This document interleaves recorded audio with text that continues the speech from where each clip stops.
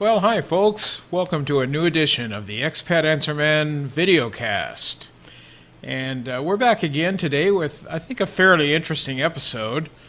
We're going to be talking about something a little bit later that might surprise some of you. It's something I had never really thought about covering before, but I got a question from a viewer, and I thought it was a great topic, so let's see. But I want to start out by giving you guys a little update about my wife, Feyma. If you guys have been around the blog for a while, you've come to know Feyma over the years. Feyma used to write here on the Live in the Philippines web magazine, but in the last couple of years she's been writing less. I expect that she'll be writing a little bit more in the future, especially when she gets home. Most of you probably know she's in Alaska right now. She's been working there in the seafood processing business, and last year, most of you also probably know, I had a heart attack last year, and then I had a quadruple bypass. And, that really did wipe out our savings in many ways. And so Feyma decided to go abroad and work for part of the year this year. And, I really miss her. She's been gone since around the end of May. So it's been about a little over 5 months now, I think, or about 5 months. And she'll probably be gone for a few more weeks now. When Feyma first got to the United States, that was at the end of May. And then in June, she went up to Naknek, Alaska, and she was working for a company there that was doing seafood processing. She worked until about the end of July there. They had a short salmon season there at that company. So her season was rather short, but thankfully, truly it was through the kindness of a reader of my website who works for another seafood processing company. They hired Feyma.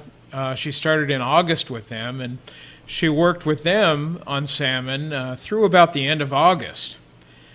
And then after the salmon season finished, which was right at the end of August, she started working on pollock fish there.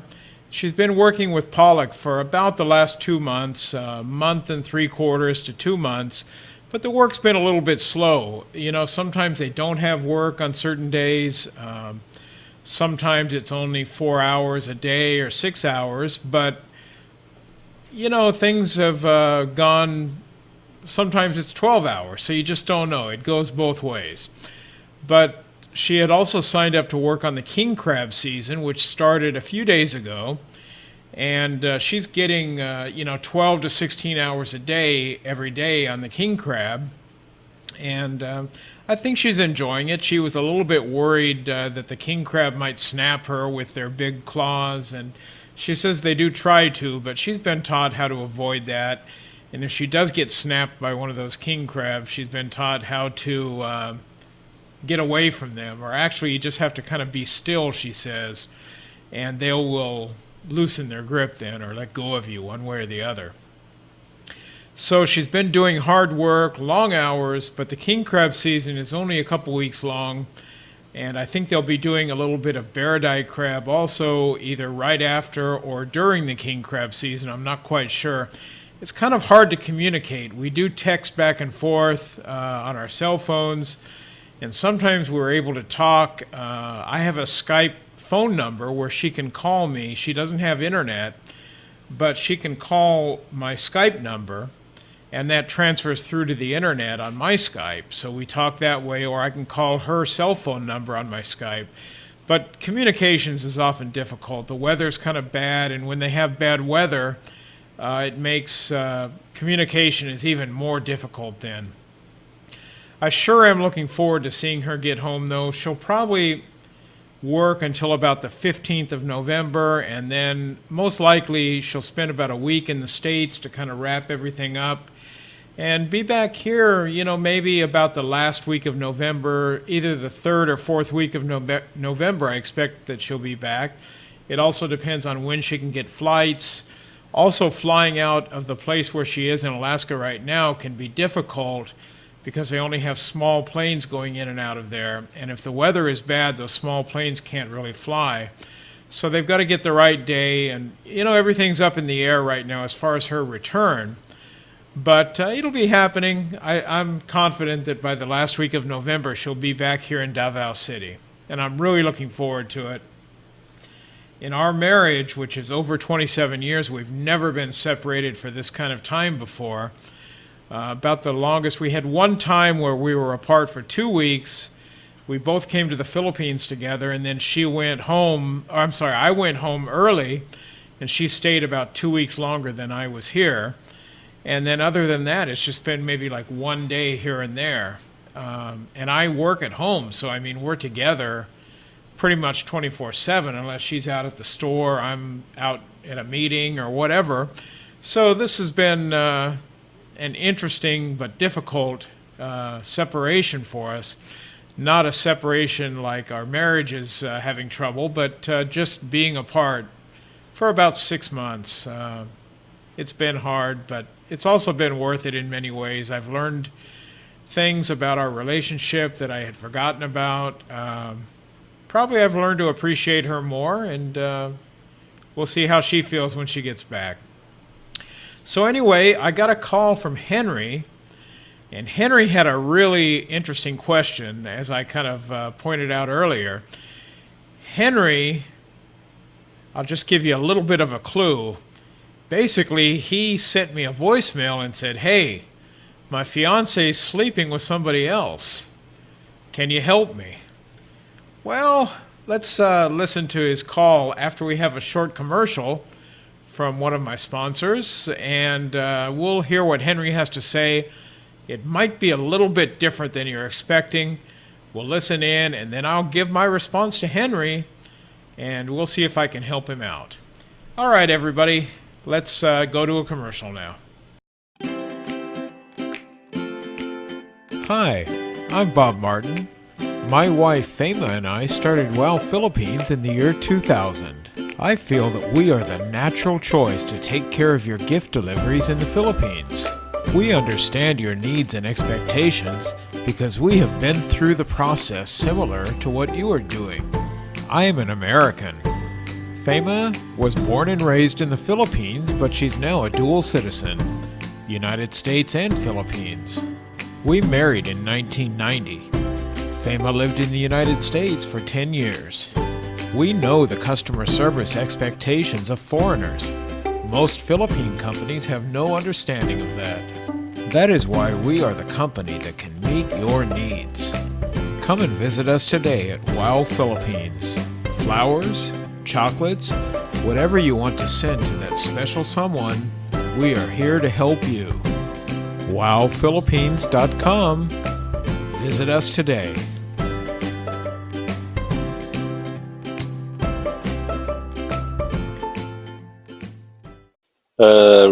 Yeah. Questions about Mindanao and a particular girl that I've met. We've been talking for a while. She's real sweet. She's 42. She's got an 11-year-old. And we've been talking for quite some time. But Philippines. Okay, guys, I'm sorry about that. Henry's audio got cut off, and it was all messed up. I don't know what happened to it suddenly there. But Henry went on to tell me about this 42-year-old lady that he's interested in, and that she is sleeping with her 11-year-old child. And he's asking me if that's a cultural thing or exactly what's going on. Why is she sleeping with this child? And he just wants clarification on that. So let me answer his question. Again, I'm very sorry that the audio was messed up here. All right, Henry. Well, thank you for calling in on my voicemail line.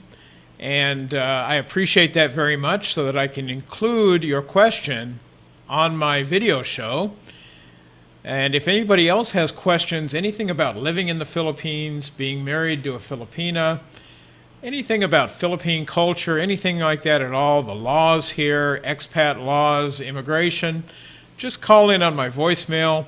At the bottom of my webpage where I put these videos, there's a voicemail line there. All you have to do is click the button and record with your microphone on your computer, and I'll get your question and I'll answer it here on the Expat Answer Man videocast.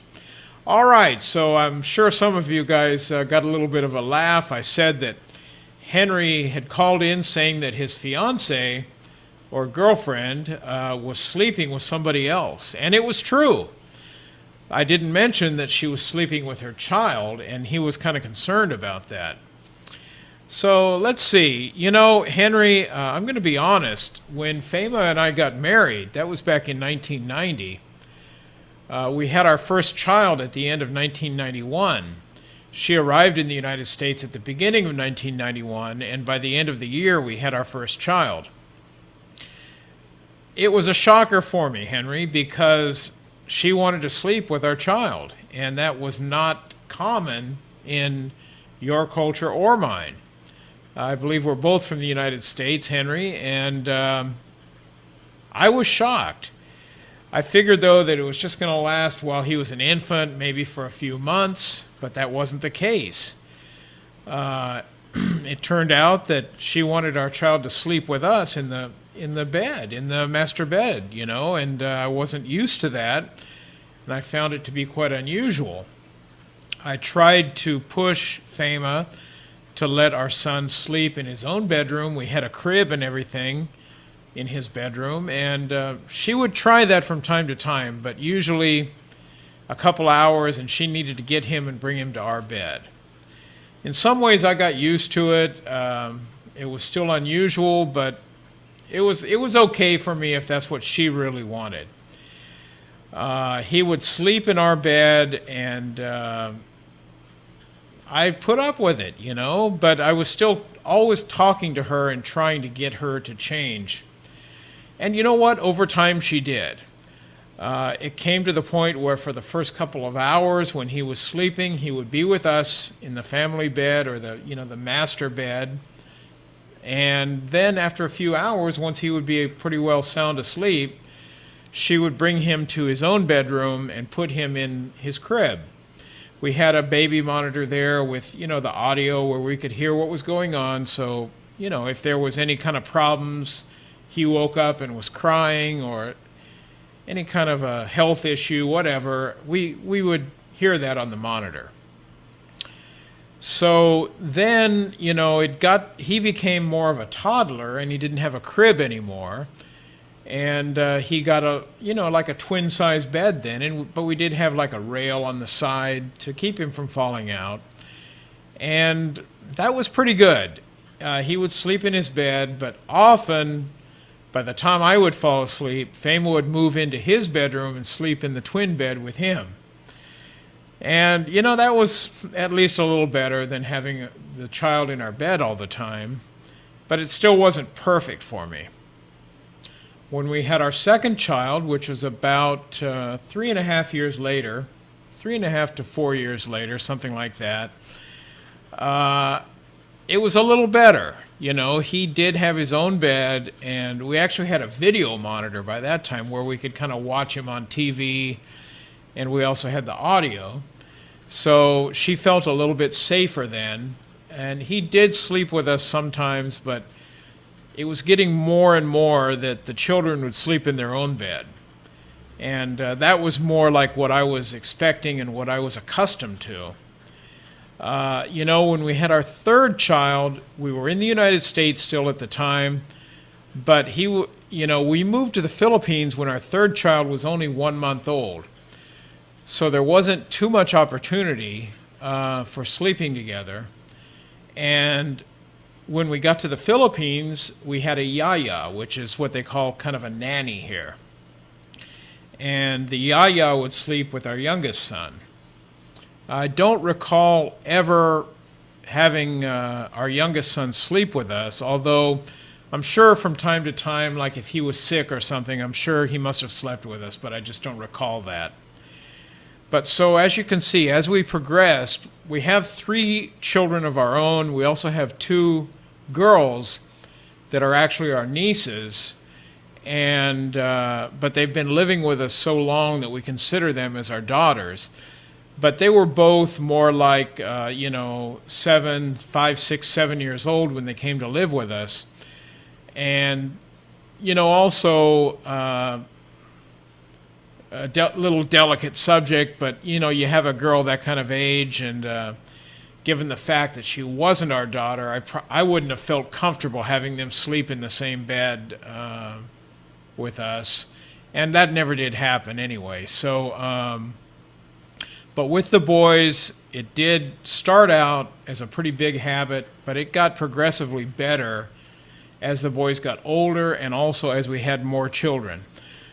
Now, Henry, the only thing is with your, I don't recall if you said girlfriend or fiance, but the lady that you're communicating with, you said that her child was 11 years old and still sleeping with her. Because of the longevity of that, I expect that it's going to be a more difficult situation to resolve. Our kids were all infants at the time they were sleeping with us.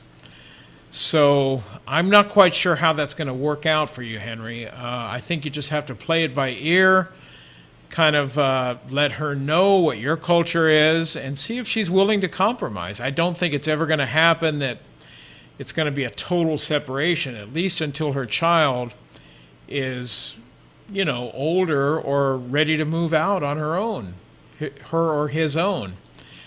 But I think you guys can reach a resolution, Henry, and I hope that you can.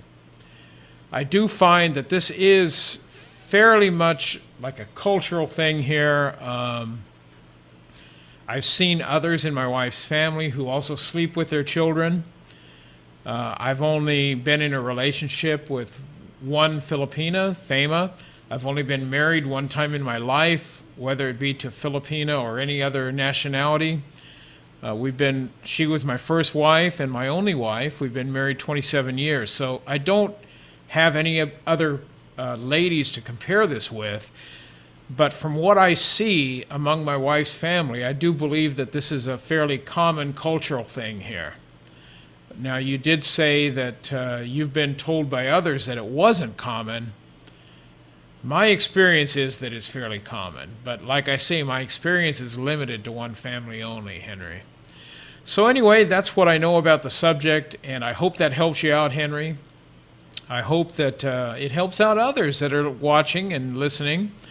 If you're enjoying my Expat Answer Man episodes here on YouTube and on my website, liveinthephilippines.com, why don't you give me a like on this video? Just click on the thumbs up button, subscribe to my YouTube channel, and if you click on the bell, that'll make sure you get updates every time I have a new video.